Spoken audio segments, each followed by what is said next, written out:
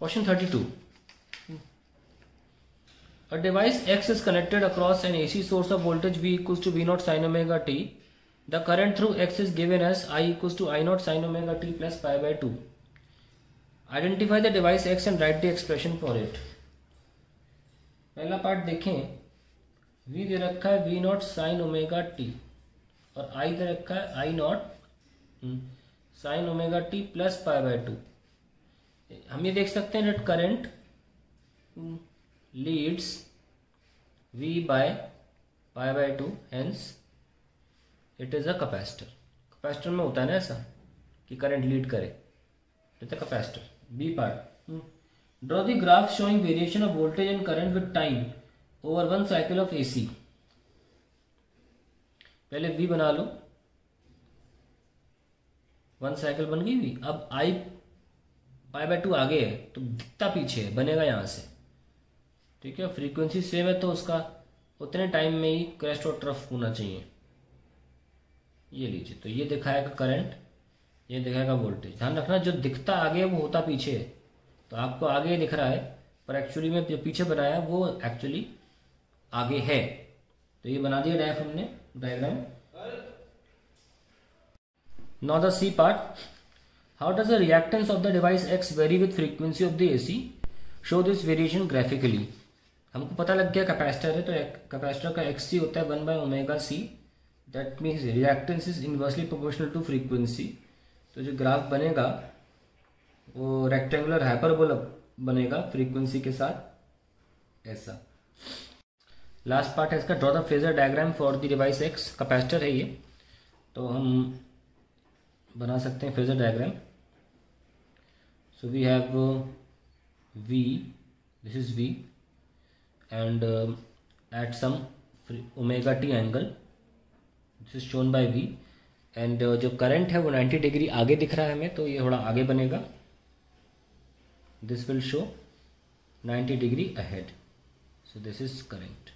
That is a phasor diagram for the capacitor. Phasor diagram for capacitor. इसका और part देख लेते हैं.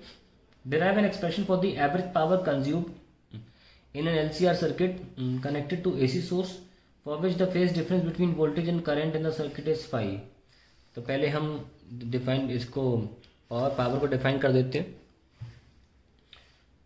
और क्वेश्चन नंबर 32, ये हमारे पास इंडक्टर है L, ये C और ये R.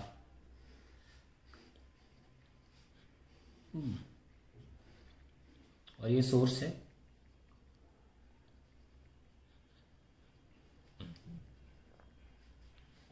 Now let dW be the work done by current, this current, by source current against the impedance of circuit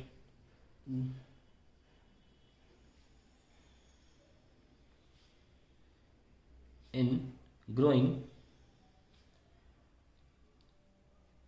to a higher value in time dt. तो जो current है वो grow करता है, क्योंकि ये साइनसॉइड है, मतलब ये वेरिंग करंट है ना, करंट हमेशा ग्रो करता है. तो जब ग्रो कर रहा होता है तो यहाँ से एक रुकावट महसूस होती है, रेजिस्टेंस, जिसे हम इम्पीडेंस बोलते हैं, क्योंकि तीनों के लिए एक ही वर्ड होता है, इम्पीडेंस. तो उस इम्पीडेंस के खिलाफ ये करंट ग्रो करता है, उसके लिए कुछ काम करना पड़ता है उसे. That work is called dW and it is given as power into very small time dt. अब पावर क्या होता है, that is current into voltage, E into I dt dW. किसी भी इंस्टेंट पर E जो है वो क्या है, E naught sine omega t, और I है I naught sine omega t plus 5 into dt is dW. So we have dW is equals to E naught I naught sine omega t, और sine omega t plus 5 क्या होगा, sine omega t cos 5 plus cos omega t sine 5 into dt. तो d W is equals to E naught I naught sine square omega t cos five एक term, दूसरा e naught आई naught sine omega t cos omega t हो जाएगा sine 2 omega t divide by 2 sine 5 और multiply by D T. अब दो term आ गए, दोनों term को हम सॉल्व करते हैं।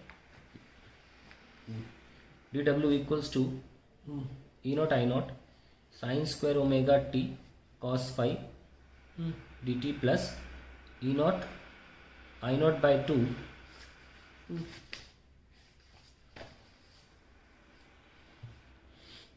कितना था साइन 2 ओमेगा टी एंड क्या था ये sine 5 d t. Now let me integrate, so I get E naught I naught cos 5 sine square omega t d t over a complete cycle 0 से t टाइम पीरियड तक and e naught I naught divide by 2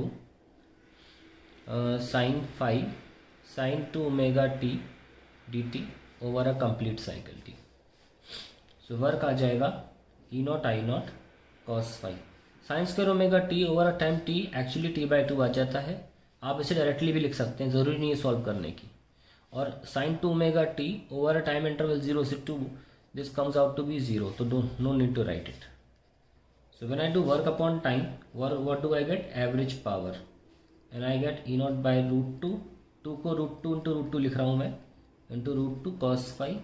so from here we get average power as ERMS IRMS cos 5.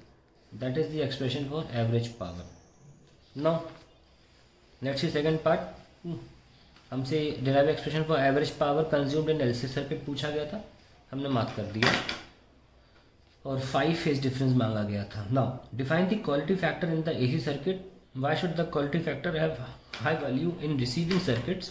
ध्यान रखना LCR circuit को receiver circuit भी बोला जाता है। And in the factor on which depends, quality factor क्या होता है, let us right. Quality factor is defined as the measure of the sharpness or selectivity of the LCR circuit। ये इसकी डेफिनेशन है, शार्पनेस या selectivity of the LCR circuit. Higher क्या लिखा है, why should the quality factor of high value in receiving circuits. Higher the quality factor more is the selectivity और sharpness of the LCR circuit. Like for example, in case of radio resonance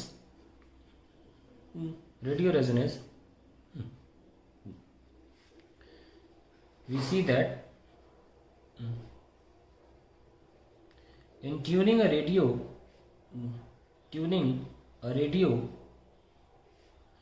of high Q factor, it is easier than tuning or say selecting a radio station of your choice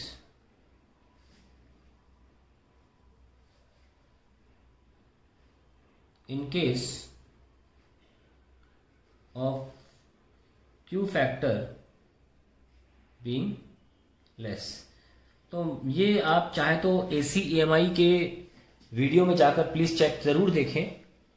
मैं आपको पूरा बता देता हूँ कैसे जाना है। आप AC EMI जो यूनिट है इसी YouTube चैनल पे, उसमें आप जब जाएंगे थ्योरी वीडियो में, थ्योरीज में, तो आपको दिखेगा एक Q फैक्टर। जहां दिख जाए ऐसे 1, 2 एंड 3 Q फैक्टर जैसे ही मेंशन भी हो रहा हो ना, वहां से और उसके अगले 2-3 वीडियो ज़रूर देखें। रेडियो रेजोनेंस लिखा होगा, रेडियो रेजोनेंस, वहां तक ज़रूर देखें तो आपको ये बात क्लियर हो जाएगी। क्योंकि ये बोर्ड एग्जाम का क्वेश्चन की तरह लिखना, तो मैं जितना मिनिमम हो सकता है वो लिख रहा हूँ, ठीक है। फिर मैथमेटिकली अगर कुछ बच्चे टाइम बचाना चाहें तो नंबर तो मैथमेटिकली लिखने के मिल जाएंगे। मैंने फिजिकली समझाया है यहाँ पे। मैथमेटिकली लिखना हो तो आप लिख सकते हैं Q factor is the ratio of the voltage across inductor और कैपेसिटर, क्योंकि दोनों में सेम होता है। रेजोनेंस के दौरान ही क्यू फैक्टर डिफाइन होता है ना, इसलिए Q factor is the ratio of the voltage across inductor और कैपेसिटर, दोनों ही सेम होते हैं, इसलिए आप कोई भी ले सकते हैं। To the voltage across the resistor, so आप ऐसे भी डिफाइन कर सकते हैं VL बाय VR और VC बाय VR, ये भी लिख सकते हैं। अब बोला जा रहा है what are the factors, name the factors on which it depends. Q factor को जब आप सॉल्व करेंगे यहाँ पे तो फॉर्मूला निकल के आएगा 1/R√L/C। So it depends on the values of the elements, on the values of R, L and C, इन पे डिपेंड करता है। जाते जाते एक डेफिनेशन में और बता दूं आपको क्यू फैक्टर की। Q factor it is the ratio of the resonating frequency